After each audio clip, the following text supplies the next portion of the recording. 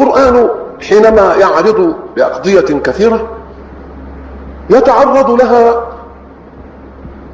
تعرضا يجب أن يقبل بأحد لونين: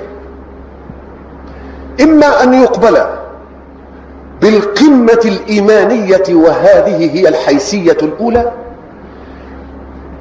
وإما أن يبحث البحث العلمي المنهجي الموضوعي بحثا عاليا ينتهي فيه إلى الحقائق. وهل يوجد إنسان حين يبحث موضوعا بمعزل عن الإيمان بالغيب والإيمان بالله، هل يوجد إنسان له من الطاقة ما يستوعب الحقائق كلها استيعابا يرضي فكره إرضاء بحيث يستطيع أن يبني عليه قضية إيمانية حقيقية؟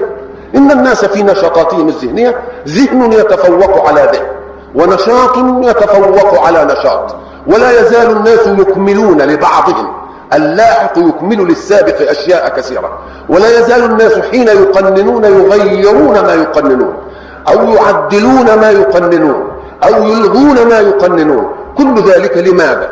لأنه لا شك أن الذي قنن أولا فاته شيء، لأنه قنن لما لم يعرف، وما دام قنن لما لم يعرف، الإنسان ليس ملكة واحدة، الإنسان ملكات متعددة معقدة لا يمكن أن يعلم خباياها وخفاياها إلا ذلك الخالق. فإذا ما جاء إنسان واتجه إلى ناحية من النواحي النفسية ثم شرع لها على مقدار ما استنبط عقله، بعد ذلك تأتي أشياء غابت عنه حينما استنبط، فيأتي القلق ويأتي الاضطراب وتأتي ملكات مهملة في النفس لم يقننوا لها لأنهم لم يعرفوها، وحين لم يقننوا لها لأنهم لم يعرفوها أصبحت ملكات جائعة تتطلب غذاء وهم لا يعرفونها حتى يقننوا لها هذا الغذاء، وحينئذ يبدو التمزق في الإنسان. هذا التمزق يورث القلق، يورث الحيرة، وإلا فما الذي يدعو أمة من الأمم بلغت أوجها ومجدها الاقتصادي بحيث ضمن لكل فرد حياته المادية ضمانا يستوعب كل نواحيها؟ ما الذي يحوج هؤلاء إلى أن ينتحروا؟ ما الذي يحوج هؤلاء إلى أن يمرضوا الأمراض العصبية؟ ما الذي يحوج هؤلاء إلى أن يكون فيهم الخلل النفسي؟ ما الذي يحوج هؤلاء إلى الشذوذ؟ كل ذلك لا بد أن ينشأ عن قلق نفسي.